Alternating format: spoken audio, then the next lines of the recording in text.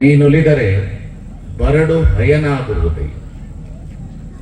ನೀನೊಲಿದರೆ ವಿಷವೆಲ್ಲವೂ ಅಮೃತವಾಗುವುದಯ್ಯ. ನೀನೊಲಿದರೆ ಸಕಲ ಪಡಿಪದಾರ್ಥಗಳು ಇದರಲ್ಲಿರ್ಪವು ಕೂಡಲ ಸಂಗಮ ದೇವ. ಗೋವಿನಹಳ್ಳಿಯಲ್ಲಿ ನಡೆದಿರ್ತಕ್ಕಂತಹ ಅಂಬೇಡ್ಕರ್ ಅವರ ಈ ಮೂರ್ತಿ ಅನಾವರಣದಲ್ಲಿ ಸನ್ನಿಧಾನ ವಹಿಸಿರ್ತಕ್ಕಂಥ ಪೂಜ್ಯ ಬಂತೇಜಿಯವರಲ್ಲಿ ಭಕ್ತಿ ಶರಣಾರ್ಥಿಗಳನ್ನು ಸಲ್ಲಿಸಿ ಈ ಭಾಗದ ಶಾಸಕರಾಗಿರ್ತಕ್ಕಂತಹ ಜನಪ್ರಿಯ ವ್ಯಕ್ತಿಗಳು ಈ ಊರಿಗೆ ನೀವು ಬರ್ತಾ ಇದ್ದೀರಿ ಅಂತ ಹೇಳಿ ಒಂದು ವಾರದ ಹಿಂದೆನೆ ಫೋನ್ ಮಾಡಿ ನಮ್ಮ ಬೇಲೂರು ಗ್ರಾಮಕ್ಕೆ ನಿಮಗೆ ಸ್ವಾಗತ ಅಂತ ಕೋರಿರ್ತಕ್ಕಂಥ ಈ ಭಾಗದ ಶಾಸಕರಲ್ಲಿ ಭಕ್ತಿ ಶರಣಾರ್ಥಿಗಳನ್ನು ಸಲ್ಲಿಸಿ ವೇದಿಕೆ ಮೇಲೆ ಉಪಸ್ಥಿತರಿರುವಂತಹ ಆತ್ಮೀಯರು, ವೃಕ್ಷದ ಜೀವನದೊಳಗಡೆ ಜೀವನ ಸಾಗಿಸಿರ್ತಕ್ಕಂಥ ಉಮೇಶ್ ಅವರಲ್ಲಿ, ಆತ್ಮೀಯರಾದಂಥ ಅನಿಲ್ ಅವರಲ್ಲಿ, ಚಿಕ್ಕಮಗಳೂರಿನ ಉಮೇಶ್ ಅವರಲ್ಲಿ, ಆತ್ಮೀಯರಾದಂಥ ಮಂಜಣ್ಣ ಅವರಲ್ಲಿ, ಎಲ್ಲ ಮಾಧ್ಯಮದವರಲ್ಲಿ, ನಮ್ಮೆಲ್ಲರಲ್ಲಿ ಹಾಗೂ ಆತ್ಮೀಯರಾದಂಥ ರವಿಯವರಲ್ಲಿ, ಊರಿನೆಲ್ಲ ಹಿರಿಯರಲ್ಲಿ ಭಕ್ತಿ ಶರಣಾರ್ಥಿಗಳು. ಸುಂದರವಾದ ವಾತಾವರಣ, ಕೂತು ಕೇಳಬೇಕು ಅಂತ ಬಹಳ ಚೆನ್ನಾಗಿ ಅನಿಸಿದೆ ನನಗೆ, ಹೇಳಬೇಕು ಅಂತಲೂ ಅನಿಸಿದೆ. ನಾನಿದು 2ನೇ ಸಲ ಇಲ್ಲಿಗೆ ಬಂದಿದ್ದು. ಬಹಳ ಜನರಿಗೆ ಜನ ಸೇರ್ಬೇಕು ಅನ್ನೋ ಕಲ್ಪನೆ ಇರ್ತದೆ, ಅದು ಇರಬಾರ್ದು. ಬುದ್ಧ ಒಬ್ಬನೇ ಹೊರಗೆ ಬಂದಿದ್ದು, ಆಮೇಲೆ ಬುದ್ಧನ ಹಿಂದೆ 2,000 ಜನ.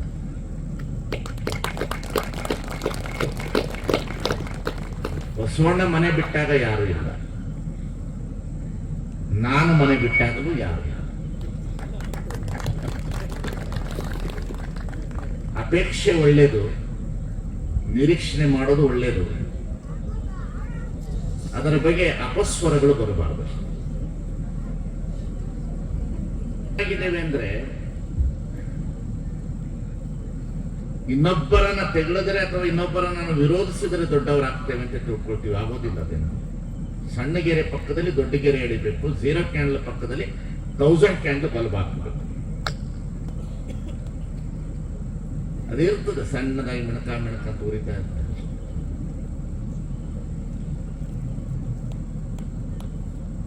ಬಹಳ ಸಂತೋಷ ನನಗೆ, ನಮ್ಮ ಶಾಸಕರು ಹೇಳಿದಂತೆ ಒಂದೊಂದು ಕಡೆ ಬಸವಣ್ಣ ಇರ್ಬೋದು, ಬುದ್ಧ ಇರ್ಬೋದು, ಅಂಬೇಡ್ಕರ್ ಇರ್ಬೋದು, ಒಂದೊಂದು ಮೂರ್ತಿ ಕಾಣ್ತಾ ಇರ್ಬೋದು. ಆದ್ರೆ 3 ಜನ ಒಂದೇ ಕಡೆಯಲ್ಲಿ ಇದ್ದಾರಲ್ಲ, ಅದು ವಿಶೇಷತೆ. ಹಾಗಾಗಿ ಮೂರ್ತಿ ಅನ್ನತಕ್ಕಂಥದ್ದು ಸಂಕೇತ ಅಷ್ಟೇ, ಒಂದು ಸಂಕೇತ. ಮೂರ್ತಿ ಅನ್ನತಕ್ಕಂಥದ್ದು ಸಂಕೇತ. ಈಗ ನಿಮ್ಮ ಮನೆಗಳಲ್ಲಿ ನಿಮ್ಮ ಅಪ್ಪ ಅವ್ರ ಅಪ್ಪನ ಫೋಟೋ ಹಾಕಿರ್ತಾನೆ, ನೀನು ನಿಮ್ಮ ಅಪ್ಪಂದು ಹಾಕಿರ್ತೀಯ, ನಿನ್ನ ಮಗ ನಿಂದ ಹಾಕ್ತಾನೆ, ನಿನ್ನ ಮೊಮ್ಮಗ ಬಂದು ಅವ್ರದ್ದೆಲ್ಲಾರ್ದು ತೆಗೆದು ಬಿಡ್ತಾನೆ. ನಿನ್ನ ಮೊಮ್ಮಗ ಬಂದು ಎಲ್ಲಾರ್ದು ಏನ್ ಮಾಡ್ತಾನೆ? ಎದುರೇ ಬಿಡ್ತಾನೆ. ಅಜ್ಜಂದು ತೆಗಿತಾನೆ, ನಿಮ್ಮ ಅಪ್ಪಂದು ತೆಗಿತಾನೆ, ಎಲ್ಲಾರ್ದು ತೆಗೆದು ನಿಂದ ಹಾಕೋತಾನೆ. ಮದುವೆ ಆದ್ಮೇಲೆ ನಿಂದ ತೆಗಿತಾನೆ, ಹೆಂಡತಿದ ಹಾಕೋತಾನೆ. ಮನೆಯಲ್ಲಿರುವ ಭಾವಚಿತ್ರಗಳಿಗೆ ಭಾವನೆ ಇಲ್ಲ, ವ್ಯವಹಾರ ಇದೆ. ಮನೆಯಲ್ಲಿರುವ ಭಾವಚಿತ್ರಗಳು ಕೇವಲ ಮನೆಯ ವಾಸ್ತವಿಕತೆ ವ್ಯವಸ್ಥೆಯನ್ನು ಹೇಳುತ್ತದೆ ಅಷ್ಟೇ. ಅದು ಆದರೆ ಈ ಕೆಲಸವನ್ನು ನೀವು 3 ಜನರದ್ದು ಇಟ್ಟಿದ್ದೀರಲ್ಲ, ಇದನ್ನ ಶತಶತಮಾನಗಳು ಸೂರ್ಯ ಚಂದ್ರ ಇರುವವರೆಗೂ ಯಾರಿಗೂ ತೆಗಿಲಿಕ್ಕೆ ಆಗೋದಿಲ್ಲ ಅನ್ನತಕ್ಕಂಥ ಇದಕ್ಕೆ ಬಹಳ ಬೆಲೆ ಇದೆ. ನಾಳೆ ನಾನು ಸತ್ರೆ ನನ್ನ ಶಿಷ್ಯ ಮಡ್ದಾಗ ಫೋಟೋನೇ ಮುಚ್ಚಿಬಿಡ್ತಾನೆ, ದುಡ್ಡಿರ್ಲಿಲ್ಲ ಅಂತ. ಆದ್ರೆ ನಾನು ಹಾಕಿರೋ ಬಸವಣ್ಣನ ಫೋಟೋ ತೆಗೆಯೋದಕ್ಕೆ ಅವನಿಗೆ ತಾಕತ್ತಾಗೋಲ್ಲ. ಅವನಿಗೆ ಮುಟ್ಟಕ್ಕಾಗಲ್ಲ ಫೋಟೋನ. ಯಾಕೆ ಮಾಡ್ತಾರೆ? ಯಾವ ಉದ್ದೇಶಕ್ಕಾಗಿ ಮಾಡ್ತಾರೆ? ಮೂರ್ತಿಗಳನ್ನು ಯಾಕೆ ಮಾಡ್ತಾರೆ? ಯಾವ ಉದ್ದೇಶಕ್ಕಾಗಿ ಮಾಡ್ತಾರೆ? ಯಾವ ಕಾರಣಕ್ಕಾಗಿ ಮಾಡ್ತಾರೆ? ಇದು ನಮ್ಮ ತಲೆ ಒಳಗಿರಬೇಕು. ಬಹಳ ಜನರಿಗೆ ಮೂರ್ತಿ ಎದಕ್ಕೆ ಮಾಡಿದ್ದಾರೆ ಅಂತಂದ್ರೆ ರಾಜಕಾರಣಕ್ಕಾಗಿ ಮಾಡಿದ್ದಾರೆ ಅಂತ ತಿಳ್ಕೊಂಡಿರ್ತಾರೆ. ಯಾವ ಮೂರ್ತಿಗಳನ್ನು ಮಾಡುವ ಉದ್ದೇಶ ಏನು? ಈಗ ಜೈನ ಧರ್ಮ 2000 ವರ್ಷ ಆಯಿತು ಹುಟ್ಟಿ. ಬೌದ್ಧ ಧರ್ಮ 2000 ವರ್ಷ ಆಯಿತು. ಬಸವಣ್ಣನವರ ಧರ್ಮ ಬಂದು 1000 ವರ್ಷ ಆಯಿತು. ಅಂಬೇಡ್ಕರ್ ಅವರು ಬಂದು ಕೇವಲ 100 ವರ್ಷ ಆಯಿತು. 134 ವರ್ಷ ಇತಿಹಾಸದೊಳಗೆ ಹುಟ್ಟಿದ 134 ವರ್ಷ ಆಯಿತು. ಬಹಳ ಮುಖ್ಯವಾಗಿ ಮೂರ್ತಿಗಳು ಏನು ಹೇಳಬಹುದು? ಈ 3 ಮೂರ್ತಿ ಏನು ಹೇಳಬಹುದು? ಇಡೀ ಜಗತ್ತಿನಲ್ಲಿ ಒಂದು ಪಕ್ಷ ಈ ಭೂಕಂಪ ಆಯಿತು, ಈ ಜಾಗವೇ ಸಂಪೂರ್ಣವಾಗಿ ಯಾವುದೋ ರೀತಿಯಲ್ಲಿ ಮುಳುಗುತ್ತು, ಬಳುವಳಿಕೆ ಆಯಿತು, ಗೋವಿನ ಹಳ್ಳಿಯ ಮನೆತನಗಳೆಲ್ಲವೂ ಆಕಸ್ಮಿಕ ಏನಾದರೂ ಪ್ರಕೃತಿ ನಿಯಮದಂತೆ ಹೊರಟೋಯ್ತು.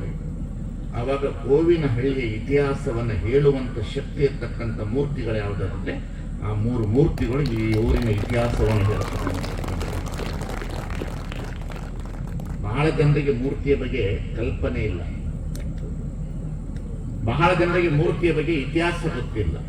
24 ಜನ ತೀರ್ಥಂಕರರು ಜೈನ ಧರ್ಮದೊಳಗಡೆ. ಆದ್ರೆ ಅವರೆಲ್ಲರೂ ಮೂರ್ತಿಗಳನ್ನು ಇಟ್ಟುಕೊಂಡು ಬಂದ್ರು ಅಂತೇಳಿ ಎಲ್ಲಿ ಜೈನರ ಮೂರ್ತಿ ಸಿಗ್ತದೆ ಅಲ್ಲಿ ಒಂದು ಜೈನ ಬಸದಿ ಆಗ್ತದೆ. ಬುದ್ಧನ ಸ್ತೂಪಗಳೆಲ್ಲವೂ ಎಲ್ಲಿ ಸಿಗ್ತದೆ ಅಲ್ಲೆಲ್ಲ ಬೌದ್ಧನ ಚಿತ್ರಗಳು ಸಿಗ್ತದೆ, ಅಲ್ಲೆಲ್ಲ ಬೌದ್ಧನ ಇತಿಹಾಸ ಸಿಗ್ತಾ ಹೋಗ್ತದೆ. ಇತಿಹಾಸ ಅನ್ನತಕ್ಕಂಥದನ್ನ ಒಂದು ಸಂಕೇತದಲ್ಲಿ ಹಿಡಿದುಕೊಳ್ಳುವಂತ ಶಕ್ತಿ ಇರ್ತದೆ. ಒಂದು ಸಂಕೇತ ಇತಿಹಾಸ ಕೇವಲ ಒಂದು ಸಂತೋಷಕ್ಕಾಗಿ ಆಗಿರತಕ್ಕಂಥದ್ದಲ್ಲ. ನಾನು ಬಂದಿರೋದು ಉದ್ದೇಶ ಆ ಮೂರ್ತಿಗಳನ್ನು ಉದ್ಘಾಟನೆ ಎದಕ್ಕೆ ಮಾಡಕ್ಕೆ ಬಂದಿದ್ದೀನಿ ಅಂತಂದ್ರೆ ಜನ ಸೇರ್ತಾರೆ ಬಿಡ್ತಾರೆ ಅಂತಲ್ಲ, ಆ ಮೂರ್ತಿಗಳು ಏನ್ ಮಾಡ್ತೇವೆ ಅಂತಂದ್ರೆ ಇಡೀ ನಮ್ಮ ಭಾರತದ ಇತಿಹಾಸವನ್ನು ಹೇಳ್ತದೆ.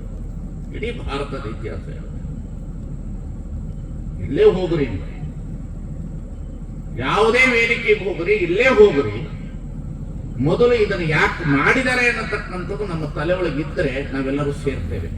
ಅದು ಯಾಕೆ ಮಾಡಾರ, ಇದರಿಂದ ಏನು ಅವನು ಲಾಭ ಪಡ್ಕೋತಾ ಇದ್ದಾನೆ ಅನ್ನತಕ್ಕಂಥ ಪ್ರಜ್ಞೆ ಇರೋದಿಲ್ಲ. ಅದಕ್ಕಾಗಿ ಅಂಬೇಡ್ಕರ್ ಹೇಳ್ತಾರೆ, ಯಾರಿಗೆ ಇತಿಹಾಸದ ಪ್ರಜ್ಞೆ ಇಲ್ಲ ಅವರು ಇತಿಹಾಸವನ್ನು ಸೃಷ್ಟಿ ಮಾಡಲಾರರು. ಯಾರಿಗೆ ಇತಿಹಾಸದ ಪ್ರಜ್ಞೆ ಇದೆ ಅವರು ಇತಿಹಾಸವನ್ನು ಸೃಷ್ಟಿಸಬಲ್ಲರು. ರವಿಗೆ ಇತಿಹಾಸದ ಪ್ರಜ್ಞೆ ಇದೆ, ಸೃಷ್ಟಿಸಿದಾನೆ, ಅಷ್ಟೇ. ವ್ಯತ್ಯಾಸ ಏನಿರ್ತದೆ. ಇತಿಹಾಸದ ಪ್ರಜ್ಞೆ ಇರಲಾರದವರು ಏನು ಮಾಡಲ್ಲ. ನೋ ಕಾಮನ್ ಸೆನ್ಸ್ ಅವರಿಗೆ. ಯಾವ ಮನುಷ್ಯನಿಗೆ ಇತಿಹಾಸದ ಪ್ರಜ್ಞೆ ಇರ್ತದೆ ಅವರು ಈ ಜಗತ್ತಿನಲ್ಲಿ ಇತಿಹಾಸವನ್ನು ಸೃಷ್ಟಿ ಮಾಡ್ತಾರೆ. ಹಾಗೆ ಆ ಮೂರು ಮೂರ್ತಿಗಳು ಇತಿಹಾಸ ಹೇಳುತ್ತೆ. ಬುದ್ಧ ಯಾರು, ಬಸವಣ್ಣ ಯಾರು, ಅಂಬೇಡ್ಕರ್ ಯಾರು? ಸುಮ್ಮನೆ ಬುದ್ಧನ ಮುಂದೆ ನಿಂತುಕೊಂಡ್ರೆ ಶಾಂತಿ ಬರ್ತಿದೆ. ಅಂಬೇಡ್ಕರ್ ಅವರನ್ನ ನೋಡಿದ ಕೂಡಲೇ ಬದುಕು ಬರ್ತದೆ. ಬಸವಣ್ಣನವರನ್ನ ನೋಡಿದ ಕೂಡಲೇ ಸಮಾನತೆ ಬರ್ತದೆ. ಏನಿರೋದಿಲ್ಲ ಅಲ್ಲಿ. ನನಗೊಂದು ಮಾತು ನಮ್ಮ ವೇದಿಕೆ ಮೇಲೆ ಎಲ್ಲರಲ್ಲಿ ವಿನಂತಿಸಿಕೊಳ್ಳೋದು, ಅಂಬೇಡ್ಕರ್ ಕೊಟ್ಟಂತ ಭಿಕ್ಷೆಯಿಂದ ನಾವು ಬದುಕ್ತಾ ಇದ್ದೀವಿ ಅನ್ನೋದು ಹೋಗಬೇಡ್ರಿ. ಅದು ಭಿಕ್ಷೆ ಅಲ್ಲ, ನಿಮ್ಮ ಹಕ್ಕು ಅನ್ನತಕ್ಕಂಥದನ್ನ ಪ್ರತಿಪಾದನೆ ಮಾಡಿ ಭಿಕ್ಷೆಗೆ ಸೇರಿಸಬೇಡ್ರಿ. ಸೇರಿಸಬೇಡಿ. ಬುದ್ಧದೇವ ಬಹಳ ದೊಡ್ಡವರು. ಇತಿಹಾಸದೊಳಗಡೆ ಬುದ್ಧದೇವನಂತಹ ಮಹಾತ್ಮರನ್ನು ನೋಡೋದೇ ಬಹಳ ಕಷ್ಟ, ಬಹಳ ಕಷ್ಟ. ಆತನಂತಹ ಮಂದಸ್ಮಿತಿಯ ಶಾಂತಿಯ ಸ್ವರೂಪವನ್ನು ನೋಡುವುದೇ ಬಹಳ ಕಷ್ಟ. ಬಹಳ ಜನರಿಗೆ, ಬಹಳ ಜನರ ಮನೆಗಳಲ್ಲಿ ಬುದ್ಧನ ಮೂರ್ತಿ ಇಟ್ಕೊತಾ ಇದ್ದಾರೆ ಇವತ್ತು. ನೀವು ನೋಡಿರ್ಬೋದು, ಬಹಳ ಜನರ ಮನೆಯಲ್ಲಿ ಉದ್ಘಾಟನೆ ಆದ ಕೂಡಲೇ ಬುದ್ಧನ ಮೂರ್ತಿ ಇರ್ತಾರೆ. ಯಾಕಂದ್ರೆ ಬುದ್ಧನ ಮೂರ್ತಿ ಇದೆಯಲ್ರಿ, ಆತನ ಮೀನ್ ಕಣ್ಣು ಅಂತಾರೆ. ಬುದ್ಧನ ಕಣ್ಣಿಗೆ ಮೀನ್ ಕಣ್ಣು. ಬುದ್ಧನ ಕಿವಿಗೆ ಏನಂತಾರೆ ಅಂತಂದ್ರೆ ಇಡೀ ಜಗತ್ತಿನ ನಾದ ಕೇಳಲಾರದವೆಲ್ಲವೂ ಕೇಳ್ತಾ ಇರ್ತದೆ. ಆತನ ರೂಪವೇ ಅಷ್ಟು ಅದ್ಭುತವಾಗಿರ್ತಕ್ಕಂಥ ರೂಪ ಬುದ್ಧ. ಬುದ್ಧನ ಸ್ವರೂಪವೇ ಅಷ್ಟು ದೊಡ್ಡದು. ಇಂತಹ ಬುದ್ಧನ ಸ್ವರೂಪವನ್ನು ನಾವು ನೋಡಬೇಕಾಗಿತ್ತಂದ್ರೆ ಆತನ ಶಾಂತಿಯ ಸ್ವರೂಪ. ಅದಕ್ಕಾಗಿ ನೀವು ನೋಡಿರ್ಬೋದು ಬುದ್ಧನ ಪಕ್ಕದಲ್ಲಿ ಜಿಂಕೆಯನ್ನು ಇಟ್ಟಿದ್ದಾರೆ. ಕಾರಣ ಏನು?